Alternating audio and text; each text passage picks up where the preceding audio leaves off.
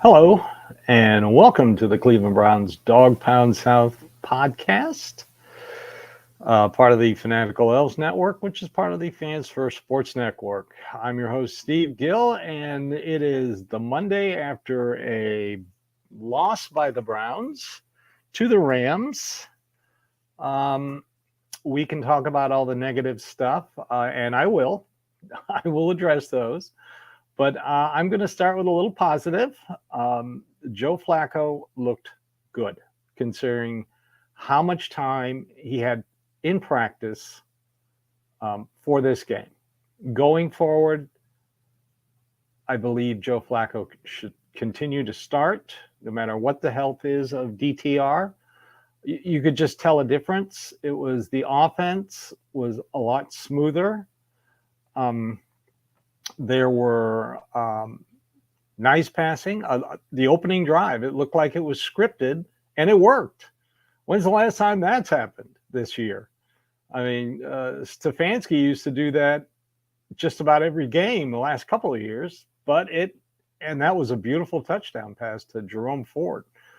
That's the difference a veteran makes, an experienced veteran, a 15-year veteran makes compared to a fifth-round rookie. Nothing against DTR. I like him as a player, but going forward, they need to stick with Joe Flacco.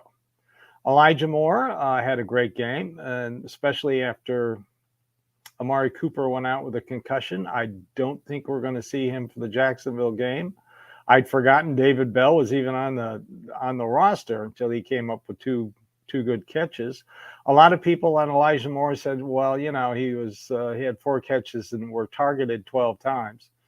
A lot of those targets were balls that Flacco threw out of bounds. By the way, how refreshing a quarterback who actually throws the ball out of bounds instead of taking a sack or taking a loss or throwing an interception. I love it. Running game, I think Kevin Stefanski gave up on it too soon. They threw the ball, I think, something like 42 times and ran it 20-something times. No, that's not going to work. Especially, Jerome Ford, I know. He had one good run, and then he was stopped. But Kareem Hunt played excuse my language, but played his ass off. And he averaged like 4 yards a carry. And during the second and third quarter, which it seems to be when everything gets going for the defense, they were punishing. That offensive line was punishing the Rams defense. They had control. Who else? David Njoku finally showed up. I was screaming at my TV to throw to him more often. Early and often. Like I said, the offensive line played well. Yes, Flacco got sacked, but that was late in the game when the wheels fell off. So, I am fully on the Joe Flacco bandwagon to start the rest of the season. Negatives, I think Kevin Stefanski went a little too simple for his 15-year veteran starting quarterback. I mean, those little screens and flat passes to the running backs did not work at all. The Rams figured those out early, and he kept trying to do it, and the Rams kept stopping it. Got to stop that crap.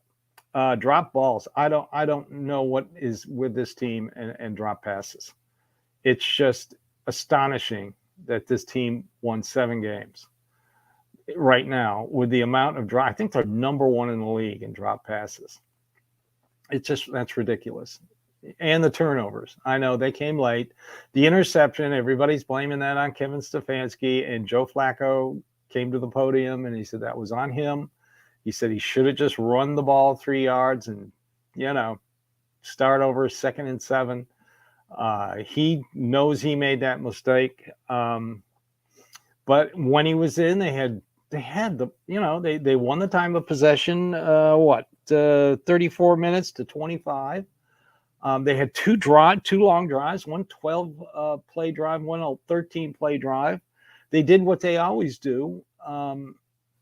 They scored before halftime.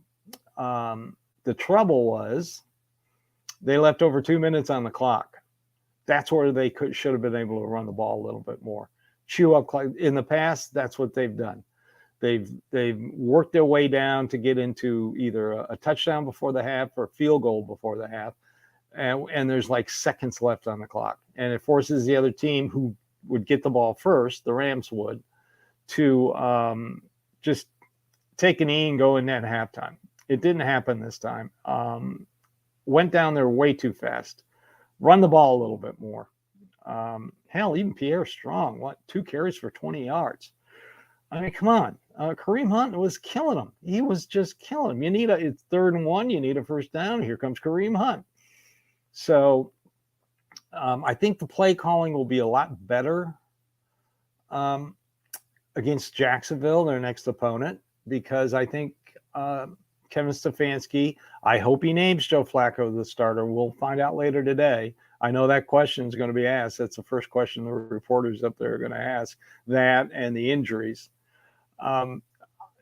He better get a little bit more confidence in Flacco. Flacco showed me that he is a professional quarterback, and that's what this team needs right now. Defense. Wow, we were a little early to crown this defense. There are times when you just look at the TV and go, what the heck was that? I mean, they have given up big plays. They did both Steeler games. They did the Colts game. So the wide receiver, Nakua, why am I shocked that he takes a pass 70 yards for a touchdown? If you read my article on clevelandsportstalk.com, which obviously Jim Schwartz didn't, I mentioned that the Rams run a lot of jet sweeps with Nakua. Surprise, he was running jet sweeps and getting yardage. Luckily, one was called back for holding. Defense is not the same without Denzel Ward. I think we are now realizing how important Denzel Ward is. When the Browns were in cover 2, the Rams were 4 for 5, 102 yards and a touchdown. Cover 2 doesn't work. Jim Schwartz likes to play man. Mike Ford is a special teamer. I thought they should have played A.J. Green more. They called him up from the practice squad. When he's played in the past, he's played well. For some reason, I don't know why they didn't play him. I would have played him instead of Mike Ford. Myles Garrett, he's obviously hurt. You can tell he's obviously hurt. This is the first time in his career he's had 0, 0, 0. 0 tackles, 0 sacks, 0 hits, 0 pressures. 0. This is the first time in his career he's gone back-to-back games without a sack. You can adjust your pass rush without Myles Garrett. You can't adjust your secondary without Denzel Ward. So getting Denzel Ward back this week against Jacksonville is very important. Also, Schwartz didn't really put a lot of pressure on Matthew Stafford. He's a veteran quarterback who can make any throw, and he gets worse when you pressure him. I think he was only hit twice. I always say quarterback hits are just as important as sacks, because then the quarterback starts thinking about it. The quarterback starts hearing footsteps. They didn't put any pressure on him. His completion percentage drops drastically when he's pressured. Get him off on the ends, get him outside, rolling out, and let the defensive ends do what they do best. The defensive tackles were absent. Zadarius Smith is still getting pressures, but you got to ask yourself, he needs a little help. So going into the Jacksonville game, we're going to find out about injuries today. Jacksonville is not lost a game on the road this year. They're 5-0. But Kevin Stefanski is 9-0 in his career as a Browns head coach against the AFC South. Something's going to give. I pray for bad weather in Cleveland. I know if you're going to the game, you're going to oh, you know what? I pray for bad weather. Jacksonville, this is going to be the third game in a row where we're playing. The Browns are playing a good head coach. You had Peyton, McVay, and now you got a guy who's won a Super Bowl and good quarterbacks. Russell Wilson, Matthew Stafford, now Sunshine, #1 draft pick. We're going to find out if Jim Schwartz can fix this defense because, like Tony Grossi said on the radio today, it's leaking oil and it's all over the ground. I don't know what's wrong with this defense. And Hopkins, I don't know why miss extra points affects the Browns more than any other team. And they even had a chance. Before he threw that interception, there were 6 minutes left on the clock in the game, over 6 minutes. The Browns defense made a stop. They made a few 3-and-outs, and that was the key 3-and-out they made. So the Browns get the ball back with over 6 minutes, and I'm sitting there thinking, all right, this is how we win games. This is how the Browns do it. And then Flacco makes a bad decision and throws the ball, and John Johnson III, former Brown, intercepts it. That's it. Game over. So hopefully next week or this week, there's going to be bad weather in Cleveland. I think they can beat Jacksonville. Of the remaining games on the schedule, I'm not too worried about Jacksonville. The one game that really, really bothers me is at Houston. Other than that, they have, the Bears at home and the Jets, and then finally in Cincinnati.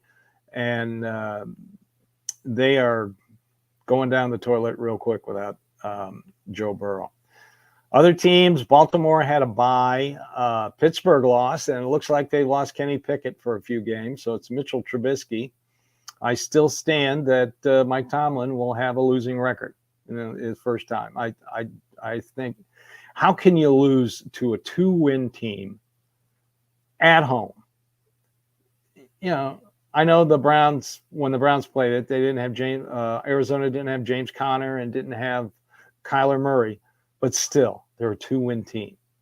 So playoffs are still possible. 60% chance to make the playoffs today. They would be the 7th seed. Indy won, but Browns have a tiebreaker over them. Denver lost, which is good. I believe the Browns still have control a lot of tiebreakers. This loss to an NFC team really didn't hurt them that much. You got to beat the AFC teams. You got one more game against the NFC team, a terrible Bears team in Cleveland, but the other 4 are AFC games. Jacksonville, Houston, New York Jets, and Cincinnati. Got to win those games. Win those games. Even if you win 3, your probability is you're going to make it in as a wild card. My dog is still upset about that loss. You can tell. You can hear her in the background. She's the biggest Browns fan in the world. But you still have the possibility. Got to get this defense settled. Show a little more creativity in the offense, play calling. Trust Flacco. He's an experienced quarterback. All right, so that's it. This has been the Cleveland Browns Dawgpound South podcast. Everybody enjoy your week. I am part of the Fanatical Elves Network, which is part of the Fans First Sport Network. I appreciate you following and viewing and subscribing. If you're on YouTube, downloading, listening, watching, we appreciate it here at the Fanatical Elves Network. We're Browns fans just like you. We don't offer anything special, but what we do know is we love the Cleveland Browns as much as you do. So everybody, have a great day and go Browns.